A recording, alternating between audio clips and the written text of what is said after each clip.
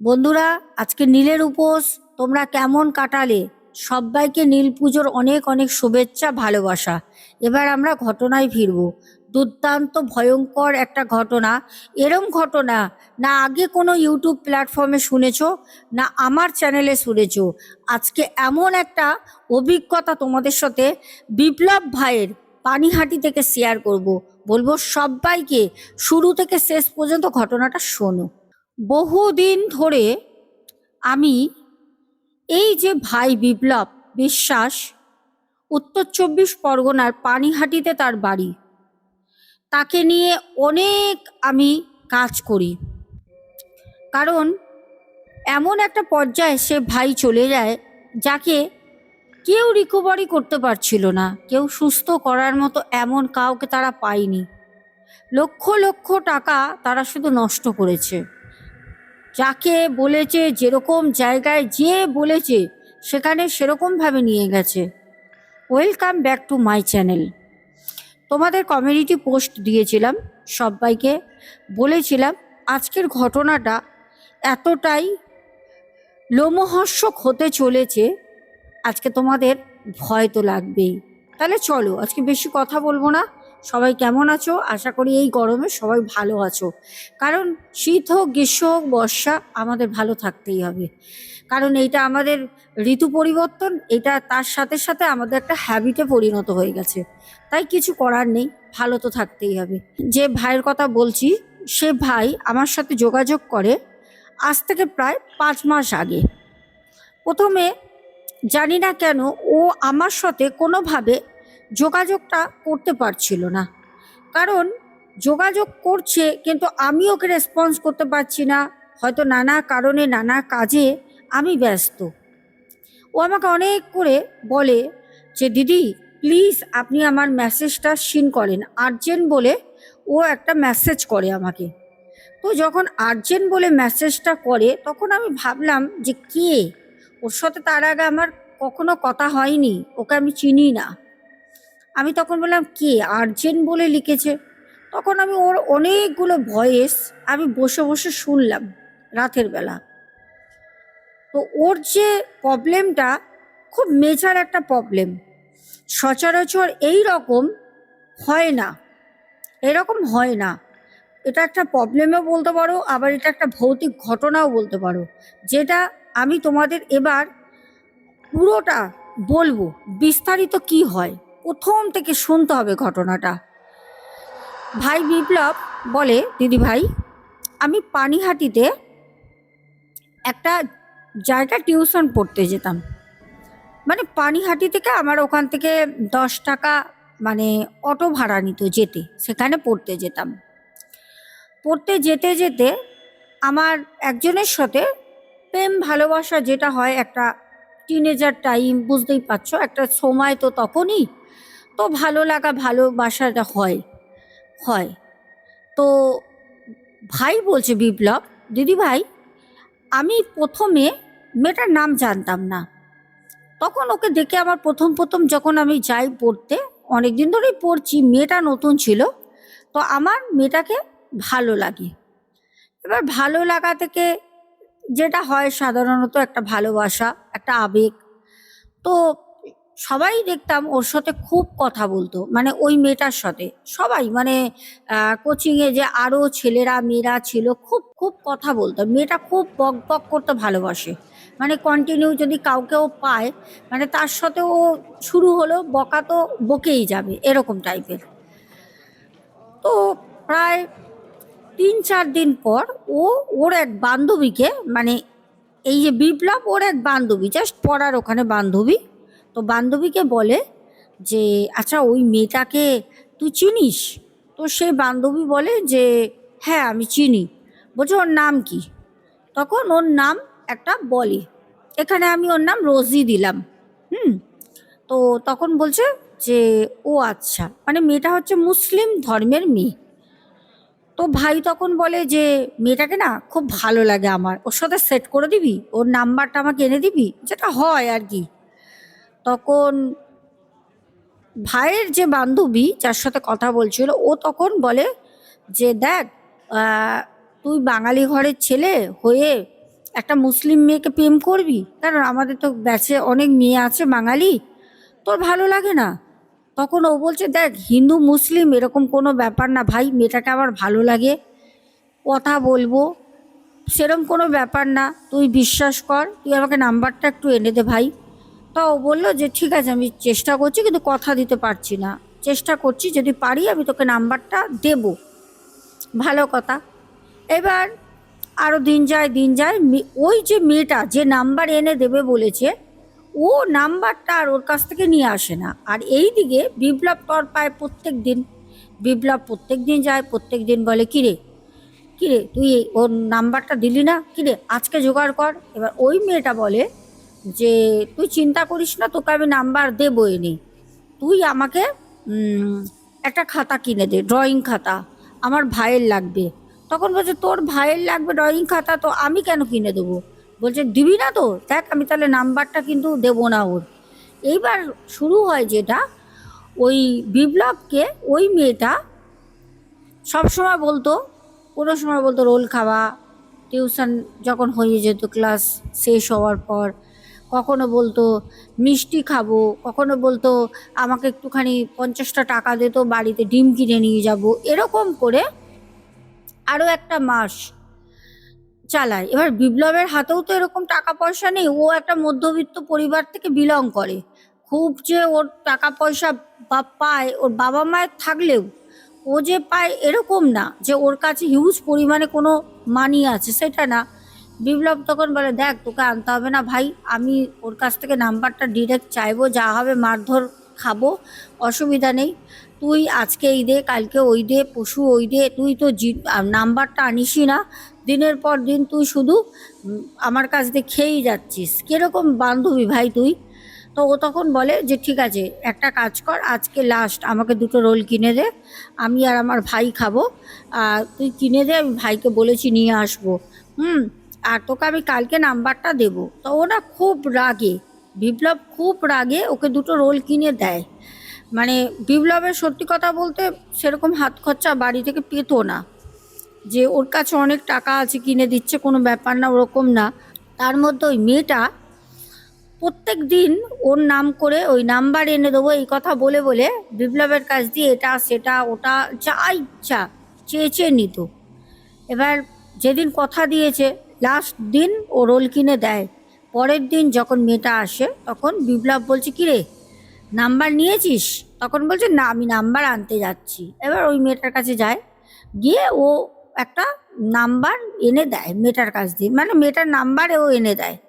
এবার যখন নাম্বার এনে দেয় বিপ্লব তখন বলছে যে এটা ওর নাম্বার, আমি ওকে ফোন করব, তুই কিছু বলিসনি তো? বলছে না না, আমি কি বলবো, আমি শুধু নাম্বারটা চাইলাম, আমি বললাম যে অনেক দিন ধরে তোমাকে দেখি, খুব ভালো লাগে, তোমার নাম্বারটা দেবে, তোমার সাথে কথা বলবো। ও নাম্বার দিয়েছে, ভালো কথা। বিপ্লব সেদিন খুব খুশি, খুব খুশি। বিপ্লব খুশি হয়ে ওকে 100 টাকার ফুচকা খাওয়ায়, মানে বলে তুই খা, তুই ফুচকা খা, কোনো ব্যাপার না, এটা আমি খুশি হয়ে খাওয়াচ্ছি, তুই নাম্বারটা এনে দিয়েছিস তাই। তো ওকে 100 টাকার ফুচকা খাওয়ায়, তা ও খুব খুশি, ও তো খেয়ে নেয়। নেওয়ার পর ও বাড়ি চলে যায়। এদিকে বিপ্লব ভাইও তার বাড়ি চলে যায়। রাতের বেলা বাড়িতে গিয়ে খাওয়া দাওয়া করে, মা বাবার সাথে গল্প টল্প করে, করার পর ও ফোন নিয়ে নিজের ঘরে শুতে চলে যায়। ওর তো মনে তখন আনন্দ, ছটপট করছে, ও কতক্ষণে মেয়েটাকে ফোন করবে। এবার ভাবছে বেশি রাত হয়ে গেলে যদি ফোন না তোলে, হতেই পারে, মানে সব বাড়িতে একটা একটা নিয়ম থাকে না। তো ও তখন ওই 10:30টার সময় খেয়ে ঠেয়ে তাড়াতাড়ি উঠে গিয়ে মাকে বলেছে, মা আজকে খুব খিদে পেয়েছে, দাও তো তাড়াতাড়ি খাবো। ও একটু দেরি করেই খায়, খেলা টেলা দেখে, টিভিতে স্পোর্টস দেখে, বাবার সাথে গল্প টল্প করে নানা রকম। সেদিনকে আর কারোর সাথে কোনো কথা না, তাড়াতাড়ি রাতে ডিনার সেরে ও রুমে যায়, গিয়ে মেয়েটাকে ফোন করে। এবার মেয়েটাকে যখন ফোন করে, প্রথম মেয়েটা ফোনটা তুলিনি, রিসিভ করেনি, ও আবার করে 5 মিনিট পর করে যখন, তখন মেয়েটা ধরে বলছে, হ্যালো কে? তখন ও বলছে যে তুমি আমাকে চেনো? তখন বলছে কে তুমি, তোমাকে চিনি, তোমার নাম বলো, এত রাতে ফোন করেছো, তোমার পরিচয় দাও, কে তুমি, নাহলে আমার আব্বুজানকে কিন্তু এক্ষুনি আমি দিয়ে দেবো গিয়ে। তখন বলছে, না না না না, তোমার আব্বুজানকে দিও না, আমি কোচিংয়ে পড়ি আমরা, আমি বিপ্লব বলছি, তুমি আমাকে অনেকবার দেখেছো। তখন মেয়েটাও না ওকে চিনে যায়, এক কোচিংয়ে পড়ে মেয়েটা, চিনবে না কেন? তখন বলছে, ও আচ্ছা বিপ্লব দা। তখন বলছে, প্লিজ তুমি দাদা বলো না, বিপ্লব বলে ডাকো।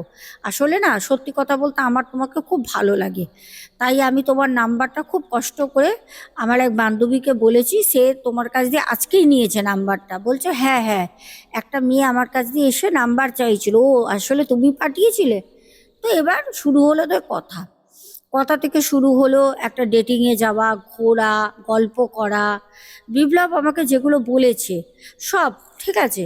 ওরা মাঝে মাঝে চলে যেত প্রিন্সেপ ঘাট, কখনো কখনো ভিক্টোরিয়া চলে যেত, কখনো কোনো বাবুঘাট গঙ্গার পাড়ে চলে যেত। মানে এরকম ওরা, মানে দুজনেই মানে পড়তো তো, দুজনেই দুজনের জায়গায়, ও পড়তে যেত না কলেজে, এও কলেজে যেত না, ওরা চলে যেত ঘুরতে। ঠিক আছে, টাইম বলে দিত যে তুমি এখানে দাঁড়াবে, আমি চলে আসবো, এরকম করে ওরা ঘুরতো। এবার ঘুরতে ঘুরতে ঘুরতে ঘুরতে একটা সময় কি হয়, একদিন ওই মেয়েটার যে আব্বুর এক বন্ধু ছিল, সে বন্ধু আবার বড় বাজারে তার দোকান আছে, সে বন্ধু সবটা দেখে। ওরা হাত ধরে কলকাতায় রাস্তায় দুজনে ঘুরছে, একটা দোকানে মুগলাই পরোটা খেয়েছে, ওই লোকটা সব দেখে, ওর আব্বুর, মেয়েটার আব্বুর যে মানে বন্ধু আছে। এবার ওর আব্বুকে ওখান থেকে ফোন করে, যখন ওরা মানে পরোটা খেতে ঢুকেছে, মোগলাই পরোটা, তখন মেয়েটার আব্বু বলছে, কি আমার মেয়ে কলেজে যায়নি, ও কলকাতার রাস্তায় ঘুরে বেড়াচ্ছে, তাও একটা ছেলের হাত ধরে। তখন বলছে যে আমি তোমার কথা বিশ্বাস করছি না, আমার মেয়ে এরকম না, হতেই পারে না। তখন বলছে, এখন মানে এমন হয়ে গেছে, এখন মানুষে মানে বিশ্বাস করুক না করুক, একটা ফটো তুলে পাঠাতো, আগেই মানুষও কিন্তু বলে একটা ফটো তুলে পাঠা, তাহলে বিশ্বাস করব, করলেও বলে মানে একটা কনফার্ম হওয়ার জন্য। তখন বলছে, মেয়েটার আব্বুজান বলেছে যে ঠিক আছে দোস্ত, তুই একটা কাজ কর তো, ওদের একটা ফটো তুলে পাঠা, যেরম করে হোক। তখন সেই দোস্ত বলছে যে আমি কলকাতার রাস্তা অনেক দূরে আছি, ওরা ওপারে আমি এপারে দাঁড়িয়ে আছি, ওদের লক্ষ্য করছি, আমি কিভাবে তুলবো ফটো, আর একটা মেয়ে ছেলের ফটো তুলছি, যে কেউ আমাকে ধরে পিটাতে পারে, আমি পারবো না।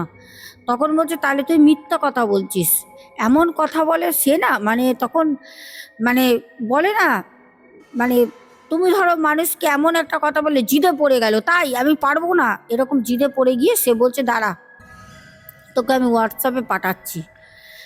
ওরা যখন মুগলাই পরোটা খেয়ে বেরোচ্ছে, বিপ্লব আর ওই মেয়েটা ওর বান্ধবী, হ্যাঁ, তো তখন এই যে মানে আব্বুজানের বন্ধু, সে তখন ফটোটা তোলে, যখন ওই মুগলাই পরোটার দোকান থেকে দুজনে হাত ধরে বার হচ্ছে, ফটোটা তুলে হোয়াটসঅ্যাপে পাঠিয়ে দেয়, যেরম করে হোক ফটোটা তুলেছে, জামাটা তো বুঝতে পারবে দূর থেকে, মুখ না বুঝলেও পাঠিয়ে দেয়। এবার বাবা মেয়েকে চিনবে না, এটা কখনো হতে পারে? বাবা মা সন্তানকে চিনবে না, এটা কখনো হতেই পারে না।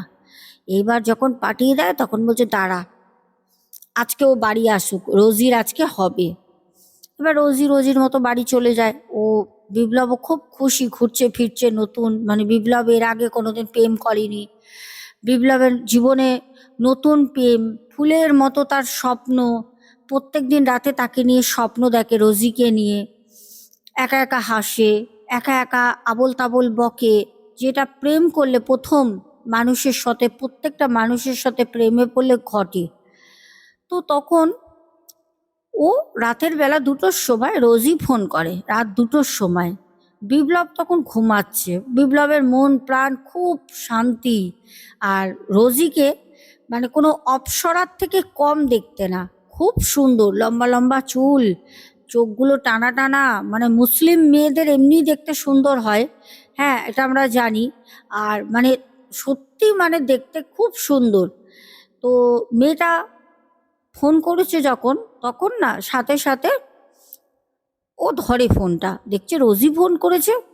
তখন রোজি বলছে যে দেখো, আমি আর তুমি যে আজকে কলকাতায় মানে হাত ধরে ঘুরেছি কলকাতা শহরে, সেটা আমার আব্বুজান জেনে গেছে, বাড়িতে প্রচণ্ড অশান্তি হয়েছে, আব্বুজান ফোনটা নিয়ে নিয়েছে, আমি ফোনটা কোনো রকমে আব্বুজানের কাছ থেকে কোনো রকমে নিয়ে আমি তোমাকে বললাম, তুমি কদিন পড়তে আসবে না, যেরম করে হোক। তখন বিপ্লব বলছে আমি পড়তে যাব না মানে আমার বাড়িতে কি বলবো, বাড়িতে তো পড়তে পাঠাবে।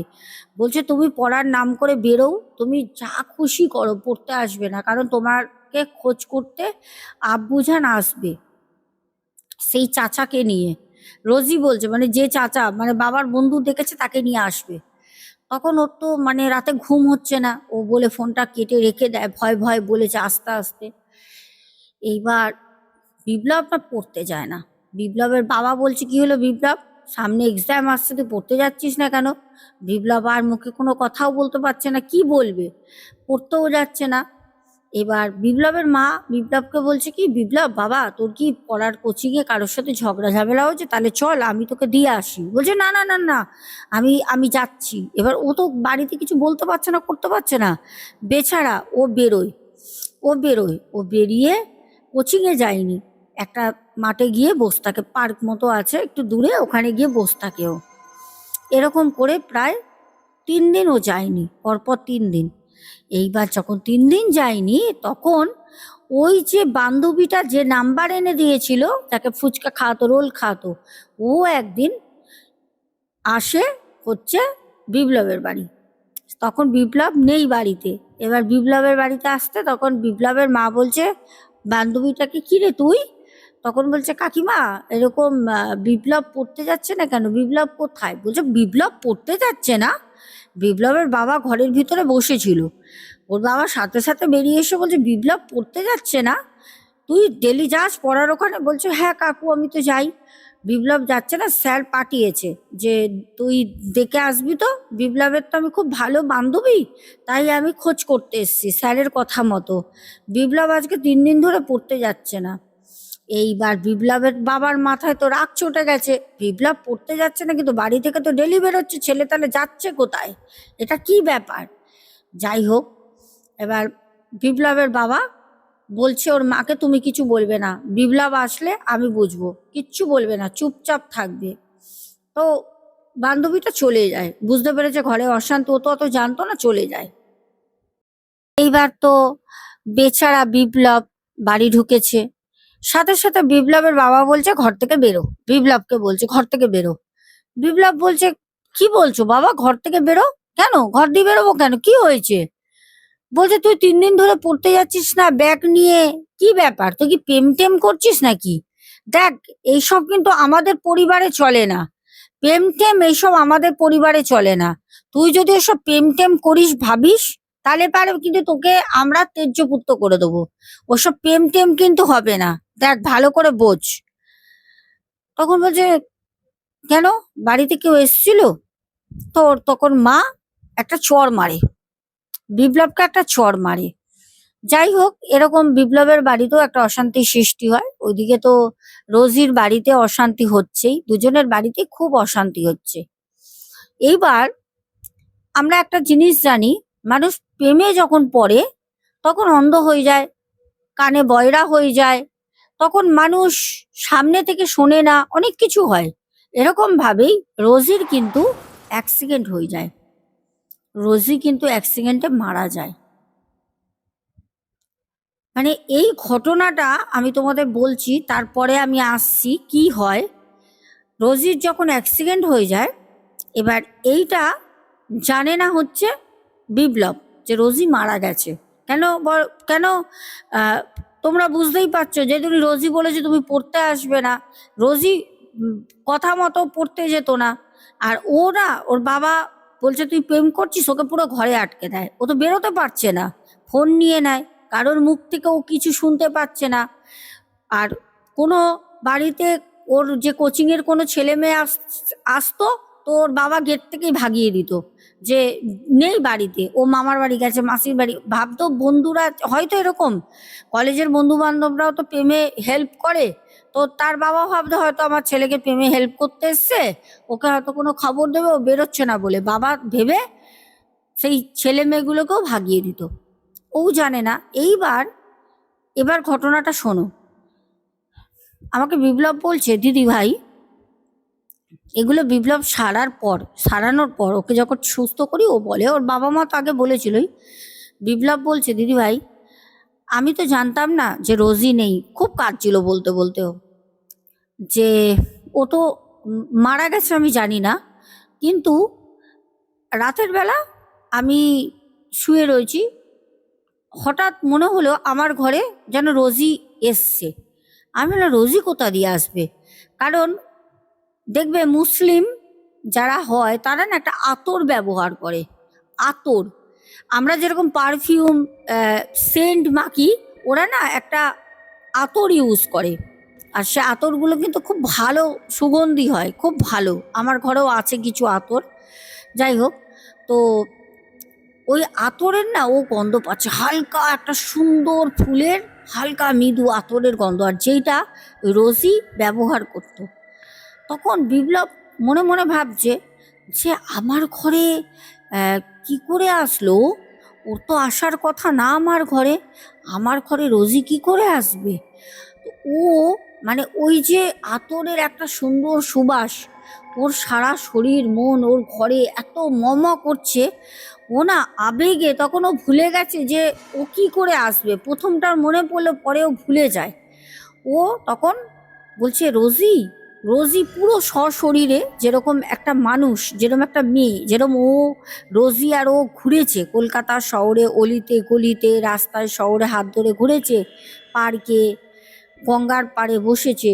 তো ওর গায়ের গন্ধটা তো ও জানে, রোজির গায়ের গন্ধটা তো ও জানে, একে অপরের সাথে ছিল।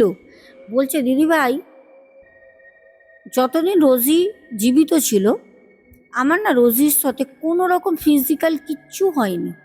হ্যাঁ, ঘুরতে যেতাম, একটুখানি হয়তো আমি মানে কিস করেছি, বা ধরো একটু হাত ধরেছি, জড়িয়ে ধরেছি, এইরকম, মানে কোনো রকম ওইসব কিছু না। কিন্তু সেদিন রাতে রোজি পুরো মানে একটা মানুষের মতো, যেটা আমি তো তখন জানি না, পরে তো জানতে পেরেছি, পুরো মানুষের মতো রোজি আসে। এবার আসার পর মানে ও ভাই যেটা আমাকে বলেছে একদম পার্সোনালি, মানে ওর সাথেও সহবাস করতো, বুঝতে পারছো, সহবাস করতো। এবার রোজি প্রত্যেক দিন ওর কাছে আসতো রাতের বেলা। ও আস্তে আস্তে, এটা একটা শুকনো চোখের কোণে কালি, বুকের পাঁজর ওর না বেরিয়ে গেছিল বাইরের দিকে। প্রত্যেক দিন একটা ছেলে, ও মানে ও বয়স তো সেরকম না, একটা ছেলে প্রত্যেক দিন রাতে সহবাস করছে, মানে তাও কি কোনো মানুষের সাথে না, একটা পেত আত্মার সাথে যে শরীর নিয়ে আসতো, ও শরীরই পেত। বলছে কোনো ছায়া না দিদি, আমি বলে বোঝাতে পারবো না। ও চুল ছেড়ে বসে থাকতো, চুল উঠতো, ওর কোলে মাথা দিয়ে শুয়ে থাকতো, ওরা রাতের বেলা ঘনিষ্ঠ হতো। বলছে এরকম করতে করতে যখন একদম জিন্নে জড়া হয়ে যায়, মানে একদম দেখলে বলবে মানে এ মনে হয় কাল পরশু মারা যাবে, বিপ্লবের এরকম অবস্থা হয়। তো তখন ওর মা বাবা বলছে না, ছেলেটা বাড়িতে থেকে থেকে এরকম হচ্ছে, ওকে এবার ছেড়ে দেওয়া দরকার, ও একটুখানি বন্ধু বান্ধবের সাথে মিশুক। অতদিনে কিন্তু খবর পেয়ে গেছে, বিপ্লবের বাবা মা জানে যে এই মেয়েটার সাথে প্রেম করতো, মেয়েটা মারা গেছে, জানে। এবার বিপ্লবকে যখন ছাড়ে, বিপ্লব তো জানে না কিছু, বিপ্লব না পাগলের মতো উন্মাদ, তো পাগলের মতো হয়ে গেছে, মানে ওর না হাত পা এরম এরম করে কাঁপতো, এরম এরম করে কাঁপতো। ও বাইরে বেরোয়, বেরিয়ে কোচিংয়ের ওখানে যায়। কোচিংয়ে তো পড়া টড়া সব ওর গোল্লায় চলে গেছে, কলেজ টলেজ সব চলে গেছে। ও গিয়ে ওখানে দাঁড়িয়ে রয়েছে। এবার সাইকেল নিয়ে, ও পড়তে যায়নি, ওখানে দাঁড়িয়ে রয়েছে, পড়ার যখন ছুটি হবে ওই টাইমে সাইকেল নিয়ে সব বন্ধুরা যারা বেরোচ্ছে, তখন ওকে দেখে সবাই বলছে ভাই, সব দৌড়ে এসে ওকে ধরে, কিরে ভাই তুই বেঁচে আছিস ভাই, কি অবস্থা। এবার বন্ধুরাও তো কোনো খোঁজ খবর পায়নি, তাড়িয়েছে। ওর বন্ধুরা বন্ধুর মতো ভেবে নিয়েছে যে রোজি মারা গেছে, কি ও কি অসুখ বিসুখ হলো, কিছু হলো কি, মানুষের ধারণা করে না। সবাই ছুটে এসে তখন ওকে ধরে, বলছে কিরে ভাই তোর কি অবস্থা। তখন বলছে আর বলিস না, ভালোই তো আছি আমি, কিন্তু আমি খাই না জানিস তো, আসলে ভালো লাগে না, আমি তো ভালো আছি। তখন বলছে ভাই তুই শুনেছিস ভাই কি খারাপ, ভাই আমরা জানি তোর এরকম অবস্থা কেন হয়েছে, আমরা জানি ভাই। তো ওরা বলে কান্নাকাটি করছে, একসাথে পড়তো কোচিংয়ের একটা তখন বিপ্লব বলছে যে কি হয়েছে, কি বলতে চাইছিস, কি বল। এবার ওরা তো অ্যাকচুয়ালি জানে যে বিপ্লব জানে সব কিছু, বন্ধুগুলো এটাই জানে যে বিপ্লবের মা বাবা হয়তো বলেছে, কিন্তু বিপ্লব জানে না কিছু, সেটা বন্ধুরা জানে না। তখন বিপ্লবকে একটা ওর বন্ধু বলে যে ভাই, রোজি মারা গেছে, তারপরেই তুই এরকম শুকিয়ে গেছিস না, রোজি তো চলে গেল, আমরা খুব কষ্ট পেয়েছি রে, তারপর তুইও আসতিস না, রোজি তো আসতো তাও তুই আসতিস না কেন, রোজি বারণ করেছিল, রোজি আসতো পড়তে, ও তো আসতো না।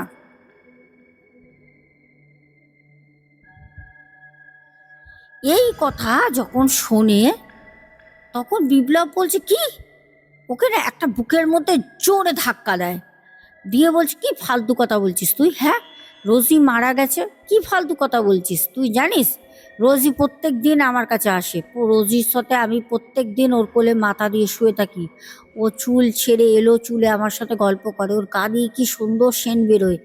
তখন বন্ধুদের সবাই একে অপরের দিকে তাকাচ্ছে, ওরা ভাবছে কি যে নিশ্চয়ই ওর মাথাটা গেছে, মানে ও হয়তো জানে রোজি নেই আগে থেকে, ও হয়তো পাগলা হয়ে গেছে, ওই জন্য ওর চেহারার এরকম অবস্থা, আর ওকে দেখলে যে কেউ পাগলই ভাববে।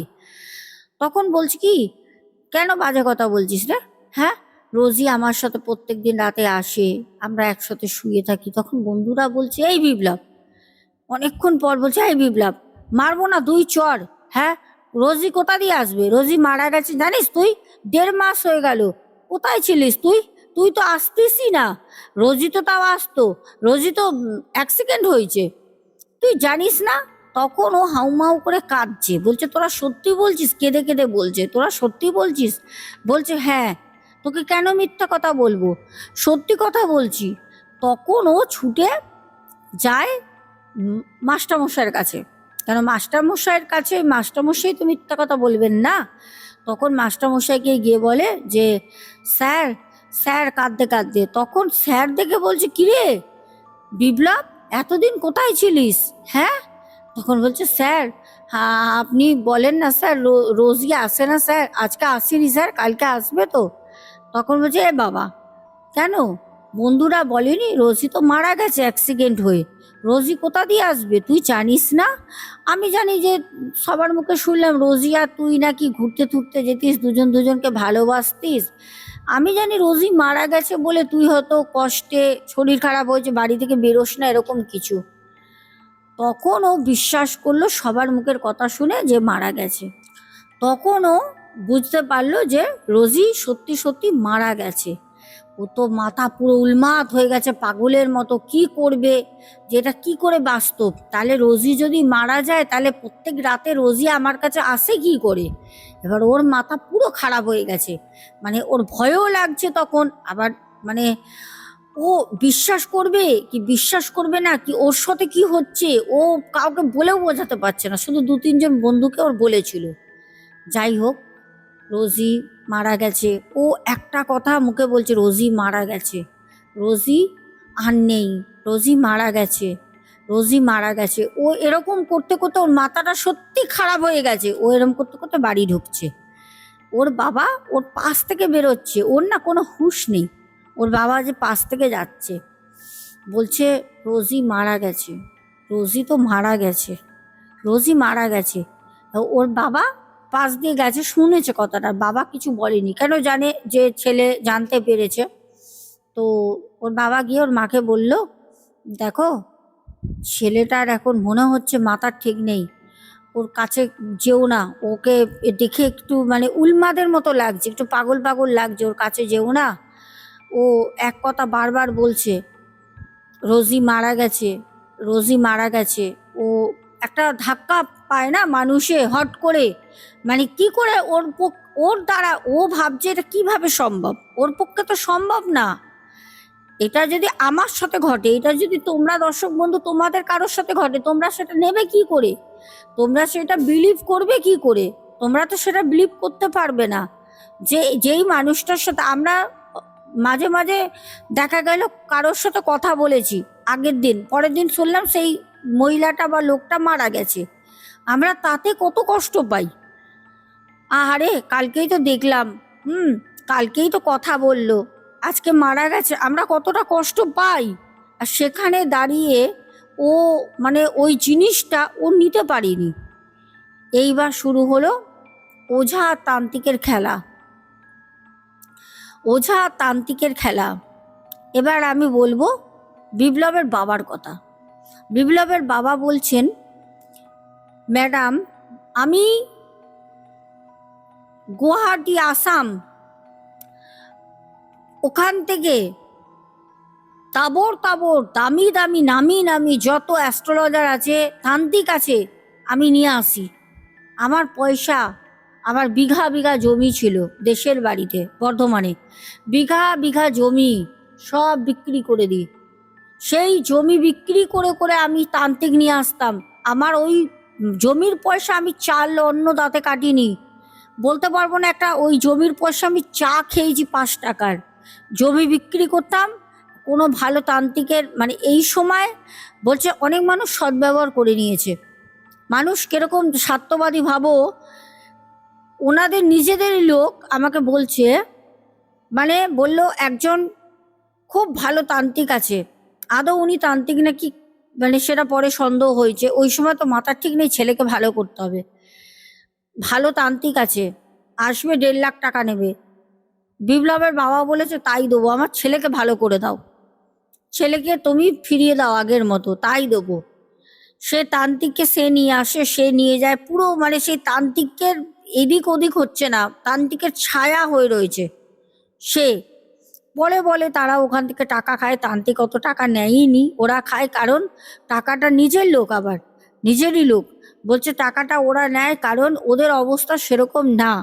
বলছে ওই টাকাটা নেওয়ার পর 1 মাসও লাগেনি, তারা আবার নিজেদের বাড়িতে রং ঠং করে একটা ঘর বানিয়ে নিল। বাড়ি মানে টাকাটা এখান থেকে নিয়েছে, হয়তো 50,000 কি 25,000 তান্ত্রিক নিয়েছে, পুরো টাকাটা ওরা নিয়ে নিয়েছে। মানে ঘটনাটা শোনাচ্ছি, ঘটনাটা শুধু ভৌতিক না, শিক্ষণীয়, শিক্ষা নাও ঘটনাটা দিয়ে, মাথার ঠিক নেই। তারপর বলছে 5 লক্ষ টাকার উপরে মিনিমাম আমি খরচা করেছি ম্যাডাম, 5 লক্ষ টাকার উপরে। সেই ছেলেকে যতজন এসছে যা করেছি কিচ্ছু হয়নি, কিচ্ছু না। এই যে কিছুদিন আগে তোমরা দেখেছিলে একটা ভাই, যাকে আমি কালী মায়ের পুজো করতে পারছিল না, আমি মাকে দিয়েছিলাম, আমি বলেছিলাম মাকে নিয়ে আসেন, যা টাকা লাগবে আমি দেবো, আর সেটা আমি তোমাদের সাথে শেয়ার করেছিলাম।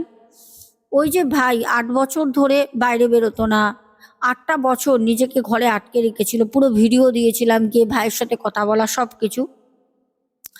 ওদেরও সেরকম অবস্থা না, ওরা অনেক ওই আসাম থেকে অনেক জায়গা থেকে লোক এনেছে, প্লেনে করে এসছে, পুরো ভাড়া দিয়ে নিয়ে এসছে, বাড়িতে এসে কোনো কাজই করেনি, ঢুকিনি, টাকা নিয়েছে চলে গেছে।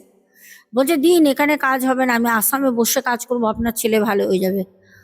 প্রচুর টাকা, ওনারাও লাখখানিক টাকা খরচা করেছে, কিচ্ছু হয়নি। কিন্তু দেখো আমি কাজ করে এসেছি সামান্য কিছু টাকায়, কাজ করে আসার পর দেখো, কেন কাজ করতে তো একটা মূল্য লাগে, কারণ আমি যে জিনিসগুলো নিয়ে যাই, আমি যে গাড়ি নিয়ে যাচ্ছি, ড্রাইভার, দেন জিনিসের যে মূল্য থাকে সব কিছু তো একটা লাগে, পারিশ্রমিক। আমি কিছু অল্প টাকার বিনিময়ে সেই ভাই এখন দিব্যি ভালো আছে, দিব্যি ভালো আছে সেই ছেলে। তো যাই হোক, যেটা বলছিলাম, এবার ব্যাপারটা হচ্ছে এই যে বিপ্লবের বাবা বলে, ম্যাডাম আমি টাকা শুধু দেখিনি, শুধু জমি বিক্রি করেছি, ওর মায়ের গয়না বিক্রি করেছি, আর ছেলের পেছনে ঢেলেছি, কিছু হয়নি। কিন্তু ছেলের সাথে রাতের বেলা সেই মেয়ের সহবাস প্রত্যেক দিন হচ্ছে। ছেলে সকালবেলা উঠতে পারতো না, পেট ব্যথা করতো, তলপেট ধরে মুড়িয়ে বসে থাকতো গুজিয়ার মতো হয়ে। গুজিয়া যেরকম দেখো না একদম চাপা, ওরকম ছেলে পুরো একদম বেঁকে যেত গুজিয়ার মতো। বাবা বলতো বাবু কি হয়েছে, ছেলে হাউমাউ করে কাঁদতো। ছেলে তখন বলছে যে আমার সাথে এরকম এরকম করে। একটা ইয়ং ছেলে, একটা ইয়ং মেয়ে আত্মা এসে এমন ওকে উত্তেজনা করতো, ও নিজে কন্ট্রোল করতে পারতো না। ওই সময়টা রাতের বেলা ওর শরীর যখন ও আসতো, ওই রোজি, তখন ওর শরীর না ভালো হয়ে যেত। যখন ও চলে যেত ভোরবেলা, একদম ঘর থেকে উধাও, তারপরে ওর পেটে ব্যথা, ছটপট ছটপট করতো, পায়ে ব্যথা, তলপেট ব্যথা, মানে খুব বাজে একটা অবস্থা হয়ে গেছিল। ওনারা আমার মানে যে নাম্বার একজন দেয় ওনাদের, ওনারা যখন 5 মাস আগে প্রথম আমাকে যখন যোগাযোগ করে, মানে ভাই যোগাযোগ করেছিল, মানে ও বাঁচতে চাইছিল, ও রোজির হাত থেকে রেহাই চাইছিল। ও যখন আমাকে মেসেজ করে, আমি তো কাজের মধ্যে অনেক মেসেজ ওরম পড়ে থাকে, দেখার সুযোগ হয় না, যখন আর্জেন্টটা লেখে তখন আমি শুনে অবাক হই ঘটনাগুলো। ওর সাথে কথা বলি, তখন ও বলে, দিদি, আমি নিজের দিদি ভেবে বলছি, কাঁদছিল আর বলছিল, ভাবো আমি তোমার ছোট ভাই, আমাকে তুমি বাঁচাও। বাবা নিঃস্ব হয়ে গেছে, বাবা পুরো নিঃস্ব। এমনকি বাড়িতে, হিন্দু বাড়িতে জানো তো, পেতলের কাঁসারের বাসন থাকে ঠাকুরের, ওগুলোও বিক্রি করে দেয়, কারণ তাদের দেয়ালে পিঠ ঠেকে গেছিল, ওগুলোও বিক্রি করে দেয়। আমি সেই ভাইকে সুস্থ করতে করতে আমি নিজে অসুস্থ হয়ে যাই, তোমরা জানো? তোমরা দেখো না যে আমি কত অসুস্থ হয়ে গেছি, আগের মতো এনার্জি নেই? দেখো না, আমি নিজে অসুস্থ হয়ে যাই। ভাইকে কাটানো, ভাইকে বাড়ি থেকে কাজ করতাম, বাড়ি থেকে আমি আমার বাড়িতে বসে কাজ করতাম। আমি ভাইয়ের বাড়িতে 2বার যাই, 3বার শেষবার গিয়ে কাজ করে আসি। তারপর আজকে সে ভাই দিব্যি ভালো আছে। ভাইয়ের বাবা বাড়িতেই একটা দোকান করে দিয়েছে, দোকানে দোকানদারি করে, ও দোকানটা চালায়, পুরো দোকানটা ওকে মানে ব্যস্ত রাখার জন্য দোকানটা খোলা থাকে। যখন দুপুরবেলা পারে না, তখন ভাইয়ের বাবা গিয়ে বসে, ওকে দোকানটা করে দেয়। আর এখন ওকে বহুবার জিজ্ঞেস করেছি, ভাই আর কোনো রকম কিছু? বলছে না। ওর বাড়িতে যা বন্ধন করে দিয়েছি, ওর বাড়িতে, ওর ঘরে, বাইরে, বাস্তুতে, গেটে যা বন্ধন করে দিয়েছি, মানে ওই রোজির আত্মা ও আর কোনোদিন ঢুকতে পারবে না, কোনোদিন না। নিজের বাড়ি তো, বাড়ি একদম বন্ধন করে দিয়েছি, শরীর বন্ধন করে দিয়েছি, ওদের কাছে আর আসতে পারবে না। আর রোজির জন্য, মেয়েটার জন্যও আমি বড় মাকে বলেছি যেন ওর আত্মাটা মুক্তি পায়। এই ছিল আজকে আমাদের ঘটনা। বুঝতে পারছো মানুষের সাথে কত কিছু হয়? একটা মানুষকে বাইরে দিয়ে দাঁড়িয়ে দেখবে খুব সুন্দর, ধরো আমরা একটা সুন্দর সবজি দেখলাম, একটা বেগুন বা একটা পটল খুব সুন্দর চকচক করছে, আমরা দেখলাম, বাড়িতে এনে কেটে দেখলাম ভিতরে পোকা, খারাপ হয়ে গেছে। বাইরে দিয়ে দেখা যাচ্ছিল, মানুষেরও কিন্তু সেই রকম, বাইরে দিয়ে চাক চমক সৌন্দর্য লাগে, তার ভেতরে কি হচ্ছে সেটা শুধু সেই জানে, বাইরের লোক জানে না। আজকে কিন্তু কমেন্ট পড়ছি না, কমেন্ট আগামীকাল পড়ব। এখনের মতো আসছি, সবাই খুব ভালো থেকো। জয় বড় মায়ের জয়, বড় মায়ের আশীর্বাদ সবার থাক। এখনের মতো টাটা, শুভরাত্রি।